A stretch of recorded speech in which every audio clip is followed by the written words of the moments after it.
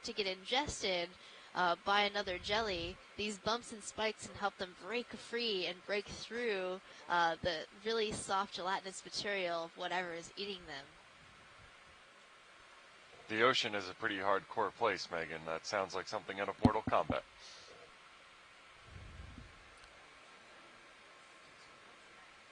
So I think we're just going to hold here until it clears out.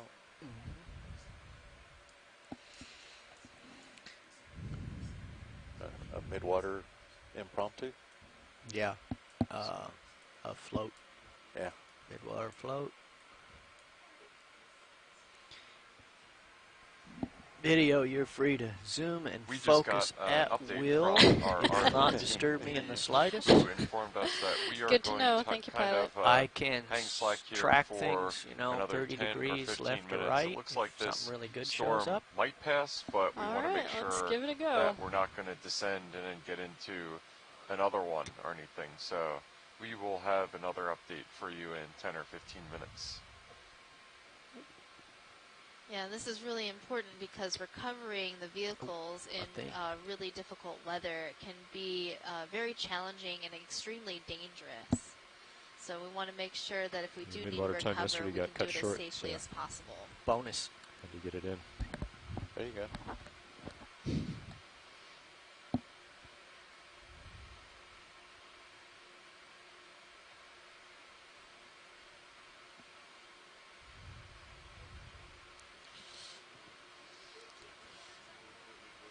Well, pilots, this is good practice for me for doing an actual midwater. The stakes are much lower this time. Let's see what it looks like. Let's see. Play around with the lighting a little bit. Yeah, what's our usual configuration for midwater? Not that. Well, that's if it's really close. Fog lights will. If it gets so close that it's out of our light pool. This is actually our normal configuration for the lighting when we're in a transect, but obviously when we're doing that we're into the current and stuff. Right now will be kind of blowing from back to front. Yeah. It's receding, slightly receding. Let's try this though. Let's see, so we're at about it's going to get a little dark. 1160 yeah, meters finally got some depth right now. This is below the depth at which any light can penetrate, right, Megan? That's right, Jeff. So there is no light getting down to this depth, but a lot of the organisms do still have eyes because they can be pretty useful in these dark areas. A lot of animals have bioluminescence, which create light in this area of deep darkness. No, from no, sorry. So if we had the right cameras, we could turn off all the lights and possibly be able to see the bioluminescence. And if you are in an ocean area near the coast or out on a ship, you can also see bioluminescence on the surface. On a really dark night, as you walk through water or as your boat makes its way through water, and your eyes are nice and dark, adjusted to the dark, you can actually see these little flickers of green-blue light in the water, and those are caused by dinoflagellates that produce bioluminescent light. Bridge nav, go ahead. So we actually got to see that. Really, it was a really awesome experience. On one of the clearest nights that we've had out here during this expedition. There were a number of dolphins that were riding our bow wake, and as they were swimming through the water, you could see them because all of the bioluminescence that was lighting up their trails. So that was a really magical time. And because the skies were so clear, you could even see the Milky Way. So those are some of the bonuses of getting to be out at sea. Dolphins will never miss a good PR opportunity, Megan. They are the ultimate showboaters.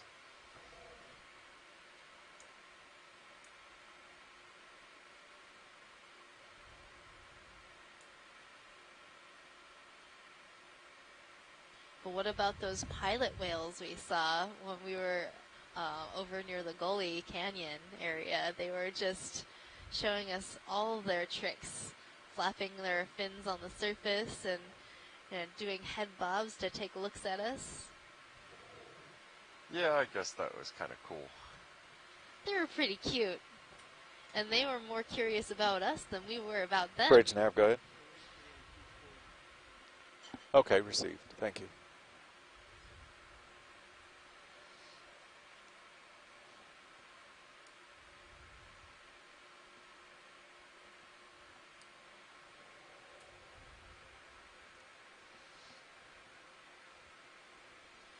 So we have a question from Facebook from Sally Ann, and she asks if the fish would be aware of the parasites we saw in them earlier, and would that cause them any pain?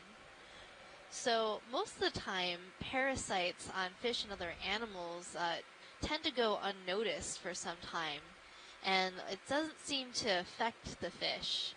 And that's because as a parasite, you don't want to be knocked off from the host animal that you've chosen. So it's always best as a parasite to try to get along with your host and be as unobtrusive as possible. Just like as if you were walking through the forest and you get a tick attached to you, most of the time you don't notice, and that's why you have to do a tick check after you get home.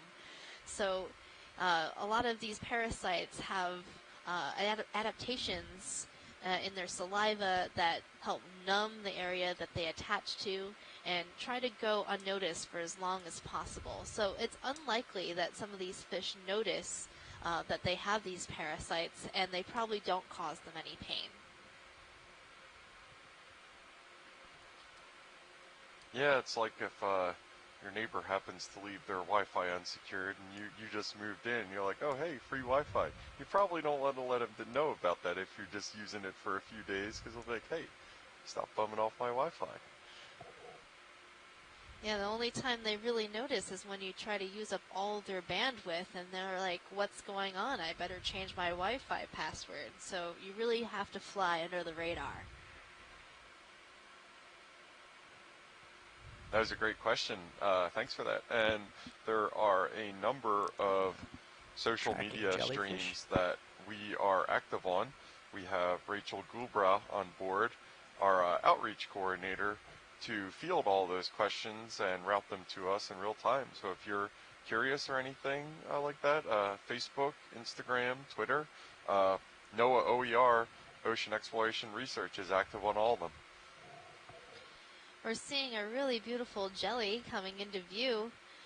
This is known as Salismus.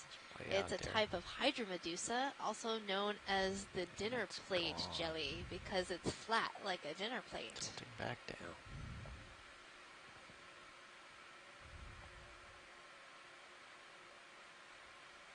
Camera level. Yeah, this is kind of a funny little opportunity here that we're getting as we're doing again this impromptu midwater transect, and as we came up into the midwater and word got around that we just happened to be hanging out for a while, we saw kind of a scientific shift change of those who are active from the benthic community, Super, go ahead. scientific community that is, to the midwater community, and it's just kind of an interesting insight into how these things work, and that unfortunately, unlike what you may see on TV, there's no such thing as the omnidisciplinary scientist who's just an expert in all fields at the same time.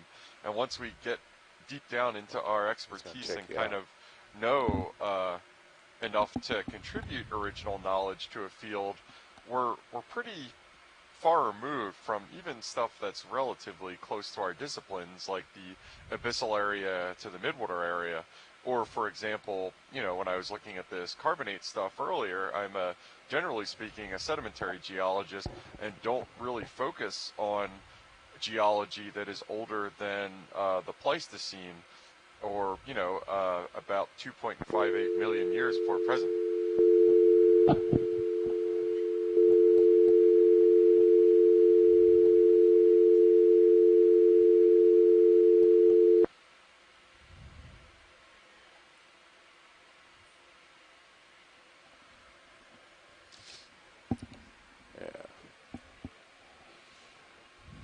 Got enough weather that we took a hit. Oh yeah, I probably dropped the call and probably dropped everything. Oh yeah, we did. For rain fade. Yep. Notice how the vehicle tracking cleaned up. That was the bow thruster. Sorry, pilot, stand by. Oh, I'm in your ear, and I don't mean to be sorry. I was talking to Nav here.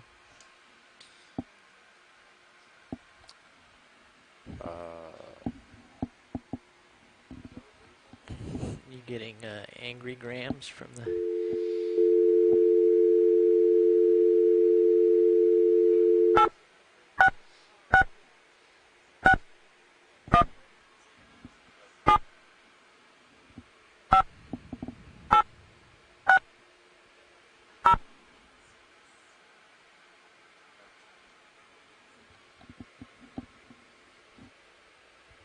To the conferencing center.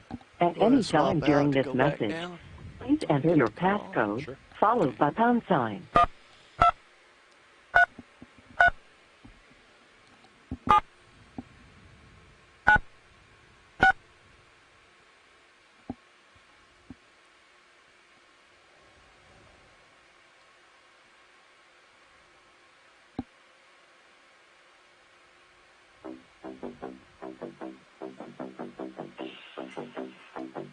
Your passcode has been confirmed.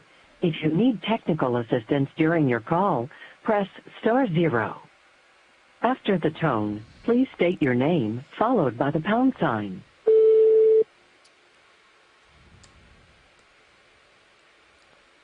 Thank you. You are the first caller to this conference. Please wait while others join. We've got a little bit more of a problem than just being down, so. Oh, did it go off track? No, but we're definitely getting hit by attenuation somewhere that's unexpected. So, no worries. Workshop now. Thanks, Sam. I think there's things going on further up the pipe. Yeah, is there anybody that could come up here and sub for me real quick? Thanks for your patience, I need to take care of something. Okay, thanks. We had just gotten Sorry disconnected about that, guys. from the Get somebody up here. We'll get that taken care of. So you Sounds good. want to call in? We're back feel up, free but at your leisure. there's just a little more attenuation than we thought. Well, We love hearing from all of you That's guys my thought shoreside, too. so And as long as it's only wet we outside, feel it's lonely okay. sometimes out here, So- just the two of us. I'm going to go make sure with that kind of wind that we're in that's all Veatch it Canyon. is. So. This might not be obvious. We're gonna go look, kind of see hanging if the above door's Veatch still, Canyon right now. the hatch is still in place. If you, I will if use you a camera joined to and do you it, were though. expecting to see So, the seabed or rocks or corals or plus something with like the that. weather in the area, it looks like the other end's also are getting weather. So a couple hundred meters we're gonna off make the canyon floor right power now, changes. and we're just So, waiting out some bad weather, I hope. The apologize, squall but came over, we'll go take while care we of it. were looking at some really cool I've sheer got a sub outcroppings. coming It's up not now. really safe It's to have your the yacht, ROV man. near that, so Yeah. we pulled it up into the water column and are hoping to weather out this little storm so that we can drop back down and start looking at some stuff again. We should have an update in maybe 5 minutes or 5 or 10 minutes or something like that on whether we're going to be able to continue our dive or whether for safety we're going to have to abort it. Yeah, But it's funny either way, because please the portable does that. don't X out that window. However, don't with this close one, the we stream. don't have that Hopefully we'll capability be back right on now. bottom soon, but at minimum So we will they're let actually you know. controlled manually. You could write a little script and control it. This is a good time externally. to get a drink, maybe a snack. If Stretch you your had legs, do some faith yoga, in the good practice behavior your of that interpretive script. animal Yeah. dances. Right now the script whatever is really, Mark gets you pushing the button and motivated for our adjusting. deep sea So, explorations. yeah. So the sooner we replace you with a computer, Yeah, the there you sooner go. you'll stop running off. Yeah. Quit getting interrupted. Yeah. That's So- what computers are for. Simple arithmetic followed by action. I'll be back with you guys as soon as I can.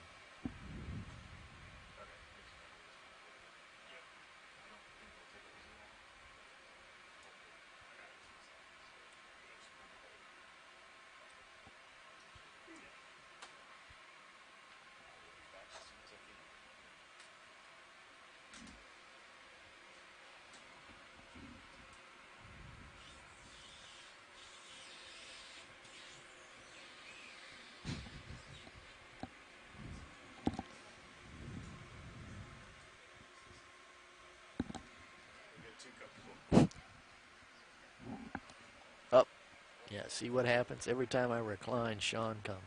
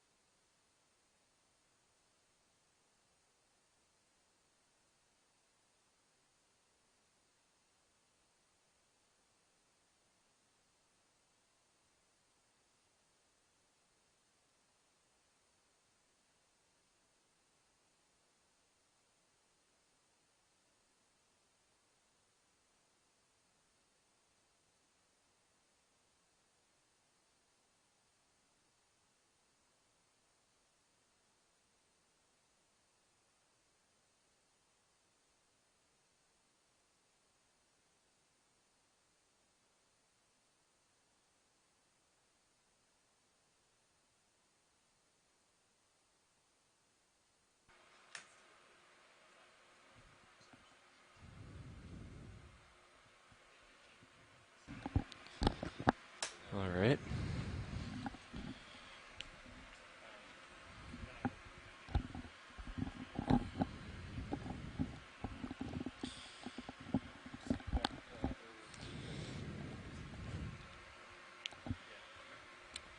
All right, so we're going to be coming back down on this steeper face, so if we... you want to get it formed up? Yeah, we'll get... I'm trying to remember what depth we left off at. So like 12:15. Stand by one. 12-ish.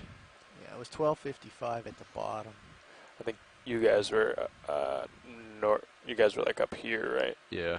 So yeah, like 12:15. Yeah. That's about right. Okay, so maybe maybe we can go down to like 11:95, and then we'll get into flying formation, and then just come down until we get D2 close enough to the wall to continue on. We could do that. All right. Okay. So we just got the news that I think if you guys are headed back down, I'm going to move center rotation back to A-frame. It looks like it's clearing up out there. A pretty classic little squall just blowing through and gone as quick as it came. So we are going to get settled and then start to descend again. And hopefully we should be able to get right back on the action. Where we left off, we didn't move or drift too much. We tried to stay on station, so hopefully we'll get right back on those sheer outcroppings that we were looking at.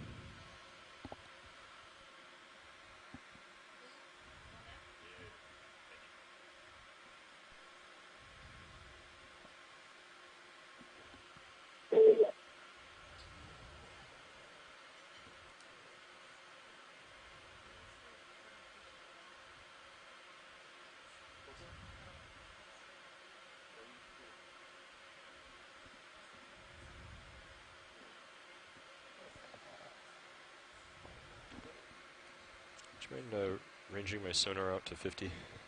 Sure. Yeah, you're not going to see anything. You're facing away from the wall. But I think we were 060, 070-ish. 075, I think. 075, okay. We'll form up on that.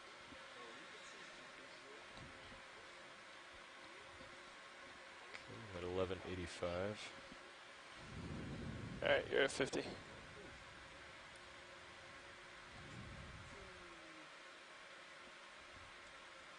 Actually, why don't you can go ahead and hold off here. Okay. And then I'll go 20 meters below you.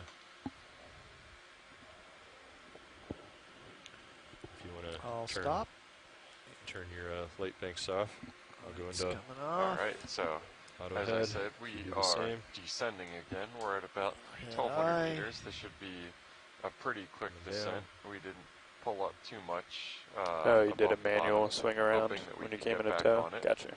Which is what we are in the process of doing right now. But the current just pushed us back. Yeah. But it was worth a try.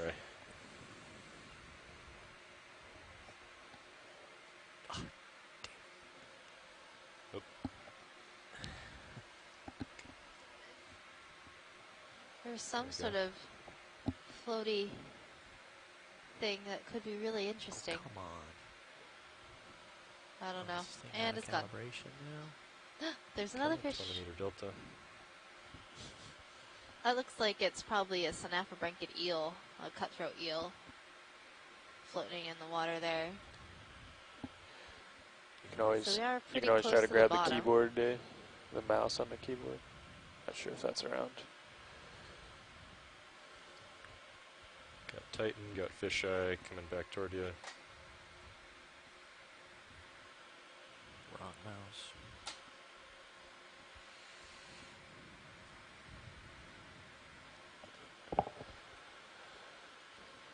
So as we head back down to the bottom, I want to welcome you to Dive 11 of our Deep Connections expedition at Veatch Canyon.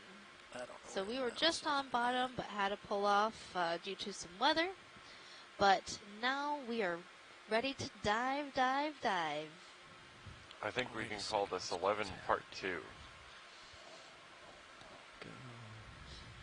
11 redo. There I am. I'm all about the do-overs and the redos. Back a little more. And sometimes the sequels are even better. That's what we're hoping for here. I have a good feeling the sequel will be better because it left off with a cliffhanger, you know, right there as we were pulling off bottom, and I'm really excited about it.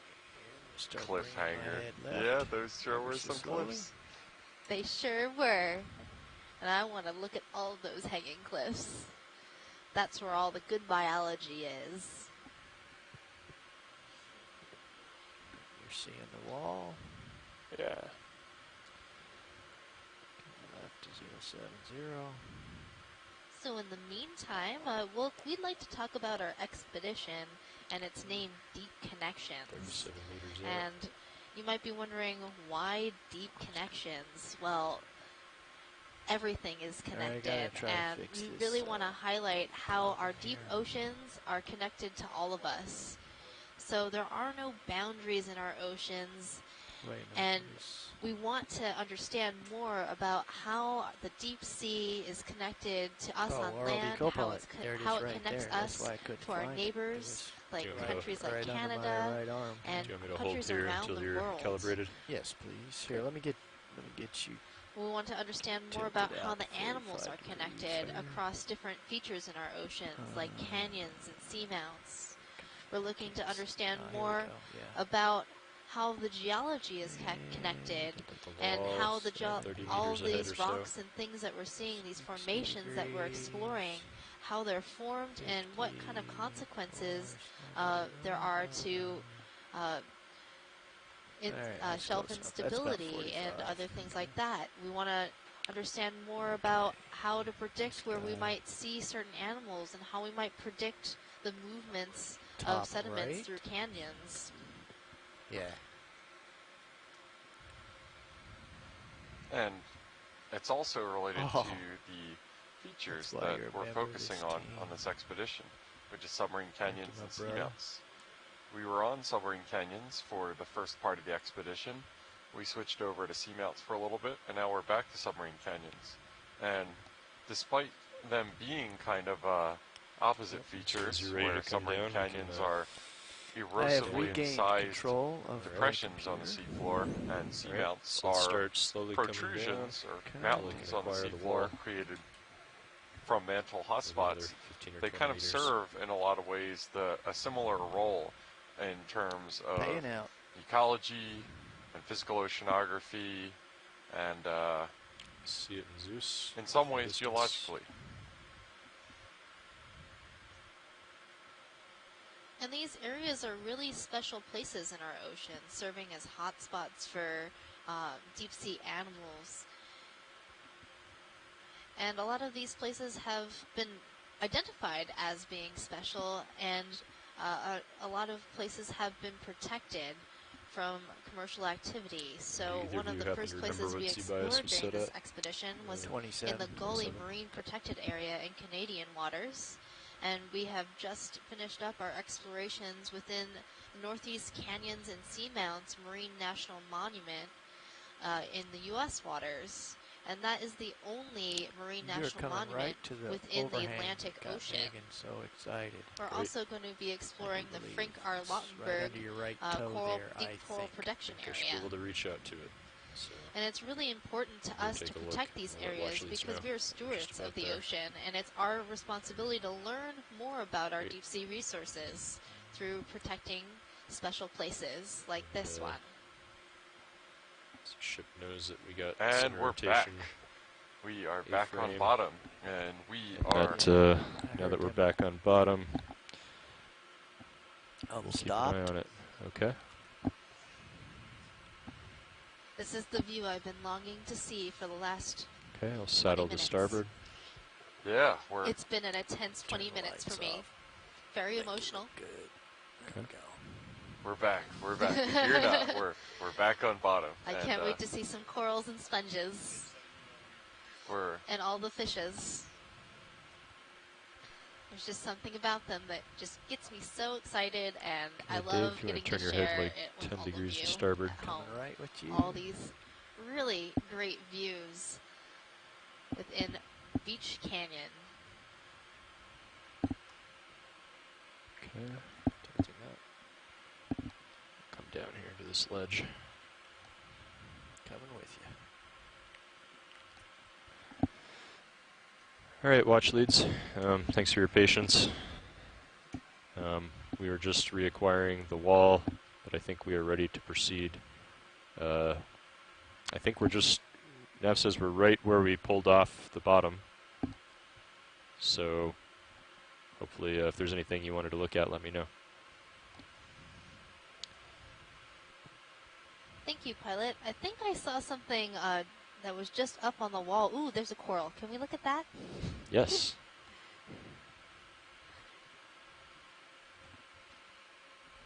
What a beautiful coral it is. This is one of those things that was on my list of things that I was going to miss out on if we had to recover the vehicles. We didn't get a good look, but I think it might be a scleractinian coral, a hard coral. Some lasers on it. Tether's kind of coming up way above me. We'll watch it.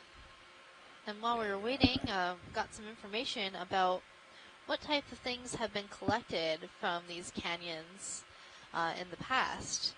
And that helps us inform our decision of what to collect if we make a collection here today. So we're looking to collect things that are either characteristic of this area, might be a range extension for the animal that we're observing, a possible new species that hasn't been described to science. Bump it up a little bit. Interesting that the actual feedback doesn't match the Z-Bias. Collecting these different organisms can help inform a lot of different areas of science. The first being, if it's a new species, we can describe that and share that information with people around the world who are doing this type of work, so they now know what to call these animals if we see them again. Other people are doing genetic studies to see how different populations within a canyon or across canyons and seamounts or across ocean basins, and how those populations are connected to one another genetically.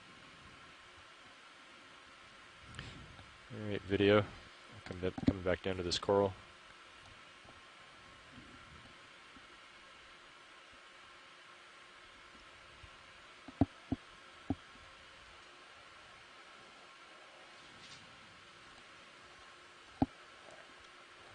See if I can set a toe down without touching the brow too much. Free floating in the water column right now. We're going to try to stabilize Deep Discover against this wall just by putting a toe down on the wall just so we can get a nice camera zoom. But as you can see, if you are looking at feed number 2, which is from Sirius's camera view, we're staring at a sheer cliff wall. If this was a subaerial feature, or if this was not underwater, you could fall straight down this wall, which is pretty cool to see in the marine environment, but don't do that.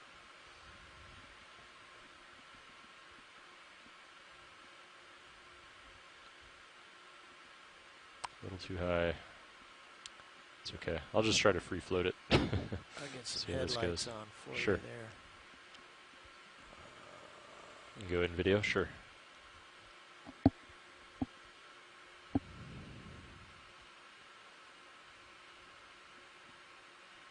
So this is a hard coral, and the zigzag branching pattern makes me think that this is Lophilia, a type of scleractinian coral. And this is a type of corals that you might be more familiar with within shallow water coral reefs. And this particular one is uniquely adapted to living in the deep sea. And it can form these very large brambly bushes and form hills and mounds. But this particular colony has taken up residence on this sheer wall face. Now as we zoom closer, you can see the calyces, or the little homes that each one of these polyps lives inside. And they have these very beautiful sort of teeth ringing around the outside of the polyp.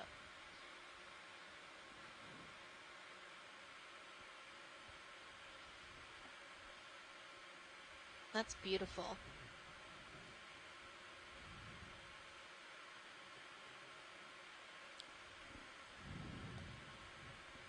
And these corals make really great habitat for a number of other organisms that might be living in this area, like brittle stars and other small animals.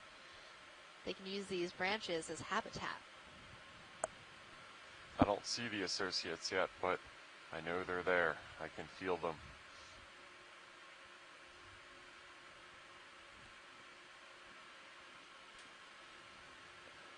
Dan, I think you're seeing a lot of upwelling. See on the starboard cam? That's why that also makes sense. Yeah. This is sort of a precarious place. Tether's kind of doing the same thing. Yeah. It's probably a really nice place too, because as the currents pass by this overhang, you can see that a lot of food can get to the polyps of this coral. All right, Watchlead, anything else here you'd like to take a look at, or are we clear to move on? We're clear to move on, Pilot. Okay, let's come out, video. Thank you, Pilot. Well done. Thank you. Coming off.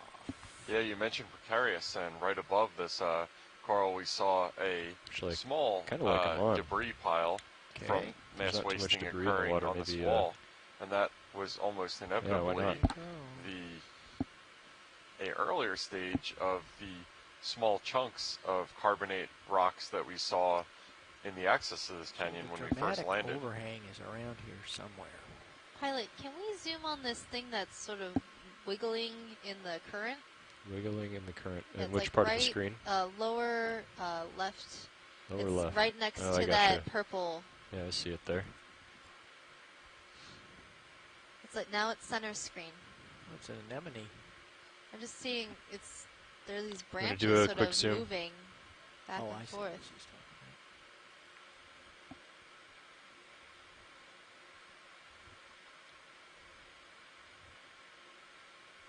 No, that's not what I was looking at. It's not? Okay, let's come out. Yeah, it was just to the right of that. Right next to that purple single polyp scleractinian. Still floating up. On the left side of the screen. 34%.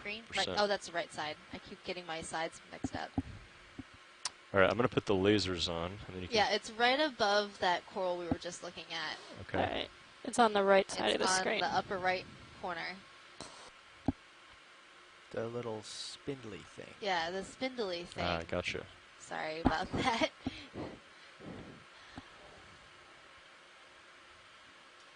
Yeah, you can do a partial.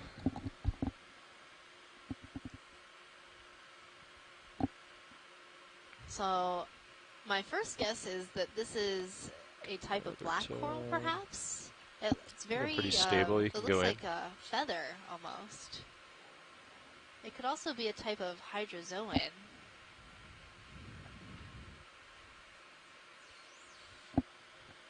Yeah, I think this might be a hydrozoan, not a coral, but a coral-like animal. Just lost it a little bit there, video. Yeah, let's come out a little bit. What caught my eye was it was so long and moving in the current that I was curious as to what it was. It didn't look like a black coral that I was familiar with. That's a very large hydrozoan. Yeah, it looks like a much smaller and less colorful version of the super long and twirly bamboo corals that we were seeing on Bear Seamount a couple days ago. There's also one of those little glass sponges behind it, the trumpet-shaped ones. Yes, there is one of those trumpet-shaped glass sponges behind it. So, and there's actually quite a few sponges in this area. It's just hard to see them because they blend in with the surface. All right. Thank you for that, pilot. That was great. Video, you can do whatever shots you need, but clear when you are. All right, I'm going to get a quick close-up. Sure. Yeah, now as we've gotten a really clear view of it, you can really tell that it's not a true coral. It looks like scaly almost. And those are the hydrozoans. They're also a colonial organism. All right, that should do it. Okay, let's come out.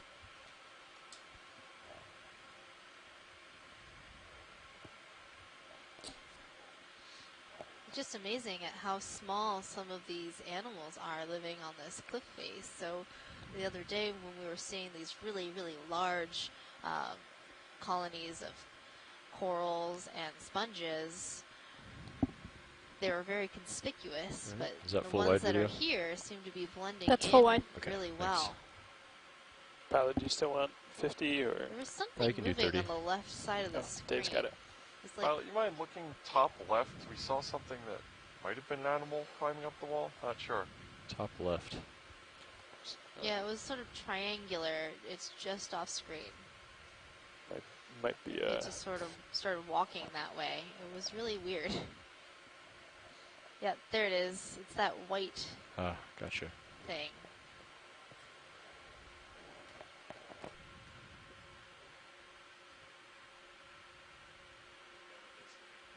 Now, whatever it is, it's on the move.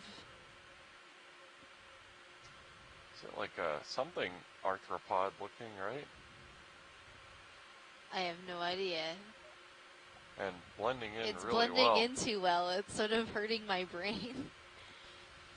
It's like attached maybe to it's a something stalk. on a stalk. It's bobbing in the current. It kind of looks like it's a barnacle. But that doesn't make any sense. Because it was settled down.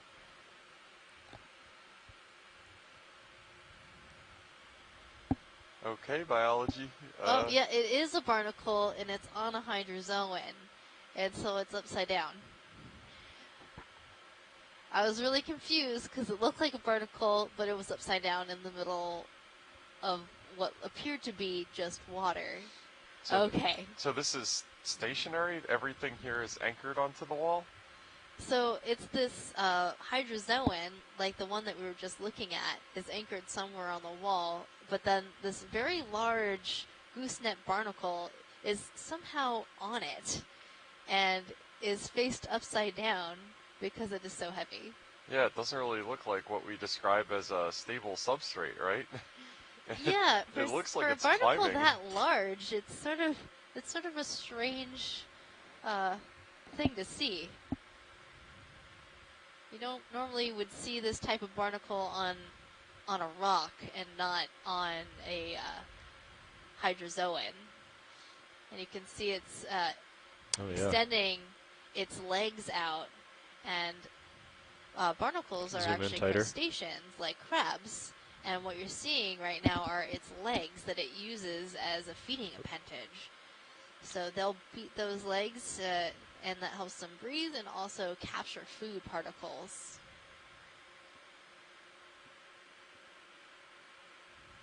So because it has its legs out like that, you can tell it's a pretty happy barnacle. It seems to be okay with us looking at it right now.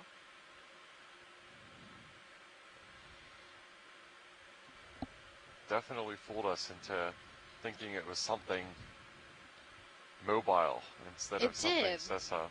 Yeah. That was very tricky of it. I was really confused. We really got burned by that one encrusting crab that fooled us so much. So it's just evening the score.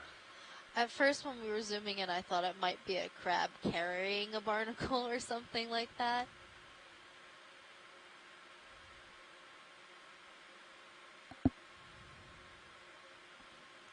That hydrozoan has to be really firmly rooted onto the wall because that you can tell that barnacle is just weighing it down. There's a longer delay in the Zeus rotator than before. Something. Also on this hydrozone, like you can see one of my favorite amphipods, the coprellid amphipod. They have this elongated body, which is very strange. All right, video's clear. Okay, come out. I did see something on the wall directly starboard. Directly starboard. I want to check out. Sure.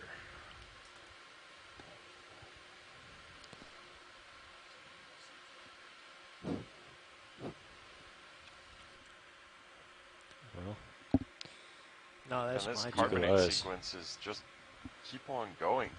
You can tell the color banding on camera 2, but I think a lot of that is just how much of the ambient sediment is being draped on the wall. And you could tell when we push back with the thrusters that that's a lot of the apparent color variation that we're seeing. I would expect that if you had a core or kind of like a trench dug into this wall, the color would be fairly invariant. Any interest here, watch lead? No, this is just a Venus flytrap anemone. We've seen a number of them. Oh, there's a fish. And then that is a synaptobranchid eel, a cutthroat eel, that just swam into view. We've been seeing those throughout the dive, come back in the water column and very near the bottom. There are also a number. They are also one of the top predators within this area of the ocean. So it's usually those cutthroat eels and the rat tails that come by to scavenge for food. Maybe I'll just take a peek to the side here. Follow you. Oh, that's a great view. You can see how sheer this cliff face is.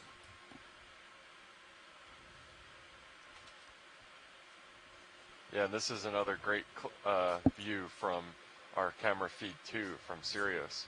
Just looking down the face of this sheer cliff wall. And you can see an eel swimming straight down it. Crack. Just off into the water. Maybe I'll just take a little peek over there. There's some sort of weird grayish blob. Free Solo. What is that? Alex Pilot, can we look at that blob at some point? Yes. The one right in front of us? Yeah, the one that we just passed over. Oh, it was passed over, not the... It's purpley. By your lower left toe. Okay, coming back. I'm not sure if it was an anemone. That's what I think it is. It looked very squishy. It's down. Down further? Okay. That there? That thing. What is that? Let's find out. Well, it is a very beautiful pink color.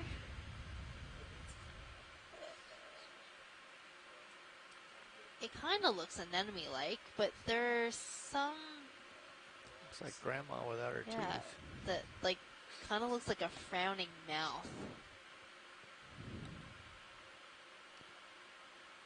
See if I can touch down.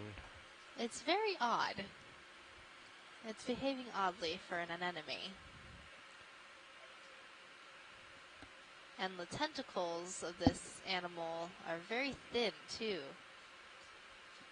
All right, go in video. Mike Ford, one of our midwater experts, is speculating that it might be a dead Poralia jelly. Workshop, this is Nav. No, but it definitely looks like it's firmly attached onto the wall. Yeah, it definitely looks firmly attached onto the wall there. Really squishy, though. It doesn't have that kind of transition between the relatively pebbly or hard body of something like the Venus flytrap anemone than this thing, which just looks for all the world like a balloon. Well, it is an anemone. That's definitely what it is. Maybe it's digesting. Yeah, it's doing something.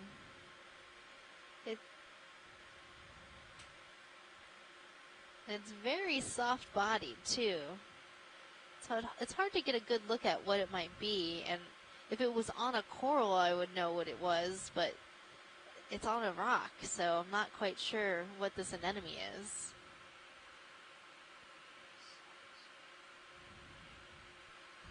Can we get lasers, pilot?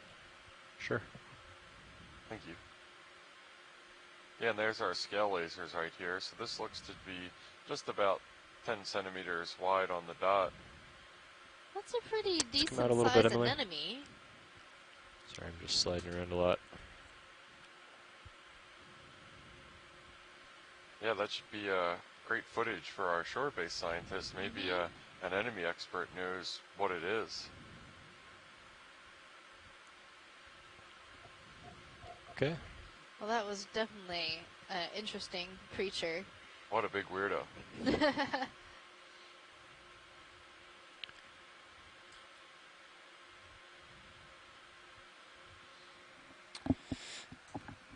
And watch these. We are able to collect things today, so if you see anything of interest, just let us know. Will do, pilot. Thank you. Yeah, and this looks like another one of those fractures in the rock wall that we're looking at right now.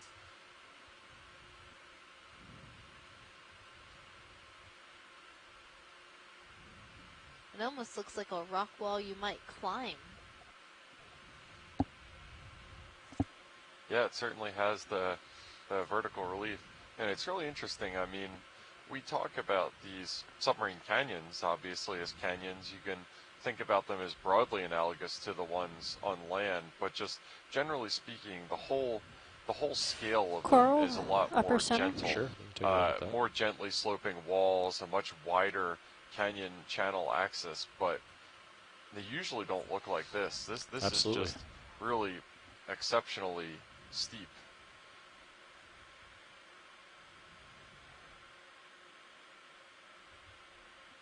So we're going to take a quick zoom on this coral. My first guess is that it's a type of bamboo coral.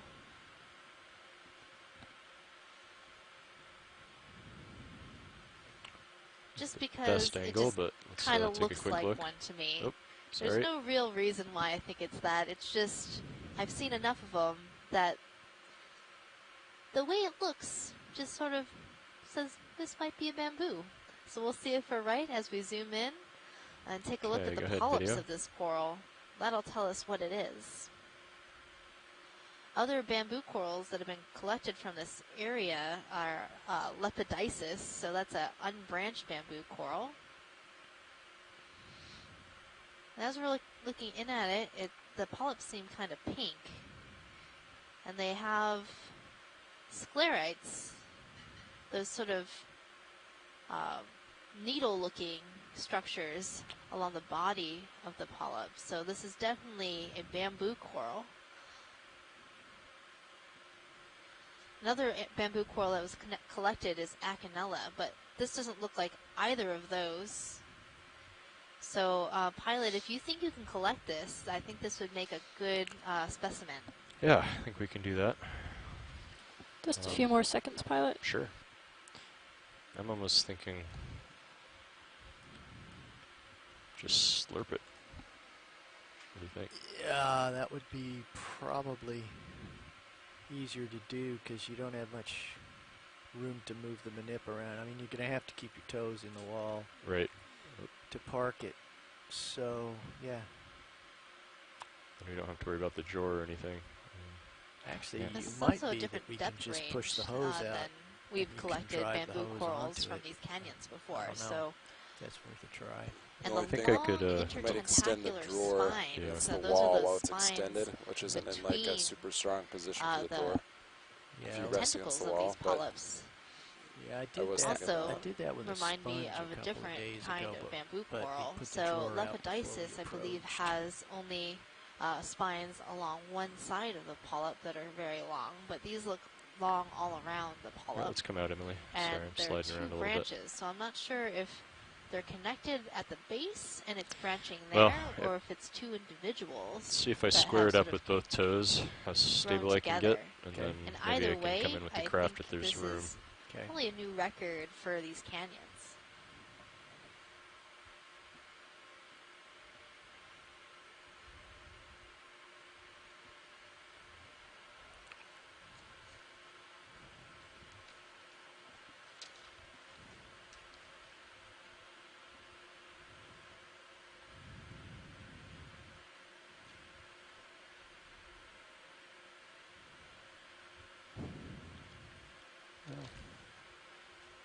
Might be a little tight, but I think I might be able to get it with the craft, and then I can come up off the wall, just float in the water, and then we can open the drawer. So we're just squaring up on this coral right now, getting ready to collect it. Whoa, that was a eel, I think, or a cutthroat eel cutting across our field of vision.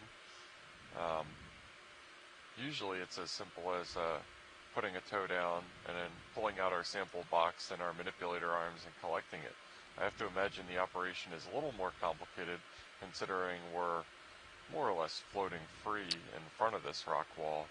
And if you haven't before, check out Camera Feed 2 on Sirius. It's really, really neat.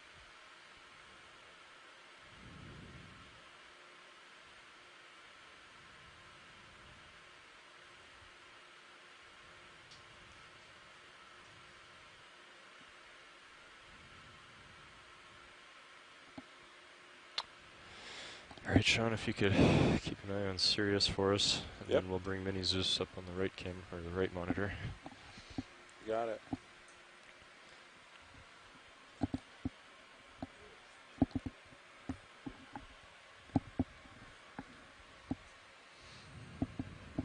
Where does Mini Zeus? Oh, here we go. Yeah. That's where it lives.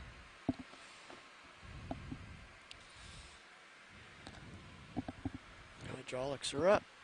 That's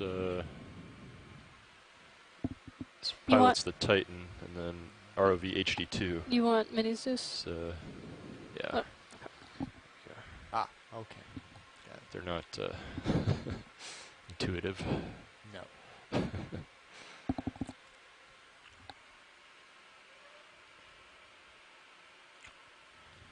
Just make sure there's plenty of clearance for the craft here.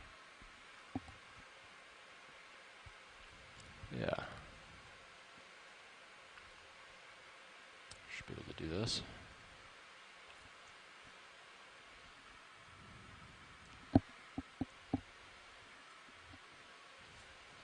Pilot, if it's possible, could we get a snap zoom right at the base in between these branches to see if they're connected? Yeah, we can take a look with the Mini Zeus. Then no problem. Yeah, I won't be able to look at it with the Zeus because I've got a good footing in the wall right now, but we can look with the Mini Zeus. Okay, thank you. Okay, video, you can zoom in and take a look real quick. I was just curious if they're actually branching from each other, or if they're branching just from the base, like, or if they're branching closer, like near the base, but not at the base. Sorry, Emily. Control on the Mini Zeus is not is fine. They call it bang bang for a reason. There we go. Yeah, it's hard to tell. Yeah. Okay. Thank you. Come out. That's great.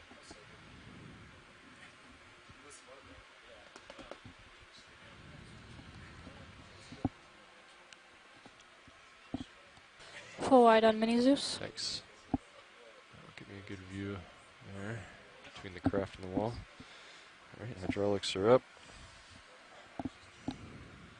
Indexed out. Hydraulics on the arm. Good force 3 should do.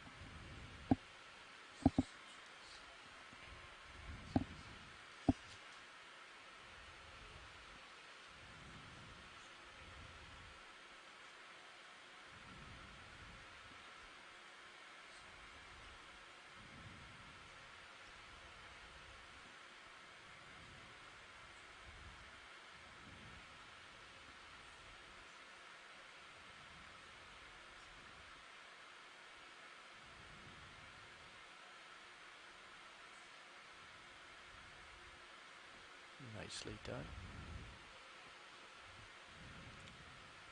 Okay, so I'm just going to leave this here. Okay. Indexed out. And then, yeah, if you put the Sirius camera there, and then I think I'd like to keep Mini Zeus up on here. Yeah, so I'll put... I can see Sirius cam up on my monitor. You're fine. Okay. I think you're still good. Do you want to use it? Yeah, I kind of want to be able to see it. You want Sirius on on your small one, yeah. All right, stand by. Just another camera to drive by. Yeah, monitor 12, and then the bottom left, I believe, the green button. SLED 1 SD. Oh, it's only. I was looking for HD. We only have SD. Yeah. Okay. All right, there you go. Thanks. Okay, that's good to go. All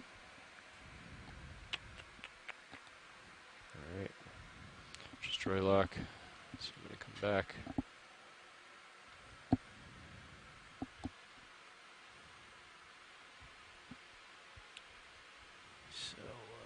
Port outer is going to be the easiest one for you to get to. Sure.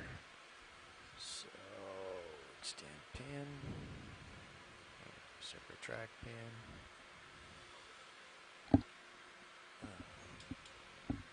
Extend pin. D2 drawers.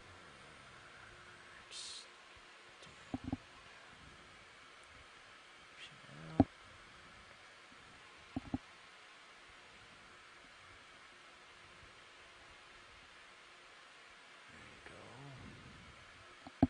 Got auto depth and auto head. Auto XY obviously isn't going to work here. Nah, I'm not going to do anything for you. But if you could help me keep an eye on that, I think it should be okay. Bring Mini Zeus down to the box.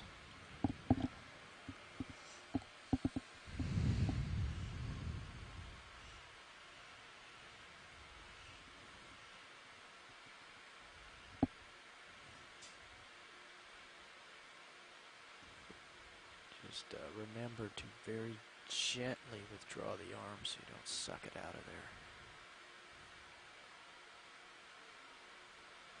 That's good. Okay. Great. Thanks, Dave. All right. Nicely done.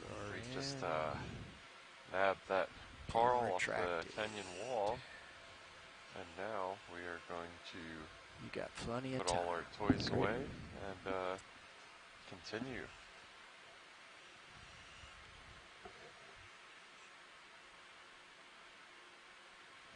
And that's a pretty exciting collection, because if it is lepidopsis, in theory it shouldn't be branching like that. And the only other coral that branches that has been collected from canyons in this area is Acanella, which that one definitely was not. So all right. There are some coral biologists out there pretty excited about this sample, Scott France being one of them. Right where we left off. Perfect. Okay. So I guess I'll gotta make Scott happy. I'll come back to port. Well, we haven't gotten too many bamboo corals this expedition, I'm only so 15 off the wall, gotta get at least one. Get really beautiful. Well, we did get one in the gully, but it sort of came with the sponge we were trying to collect. So, and we did get a second one, I believe, right at the end of the dive that was really odd looking. So this will be our third bamboo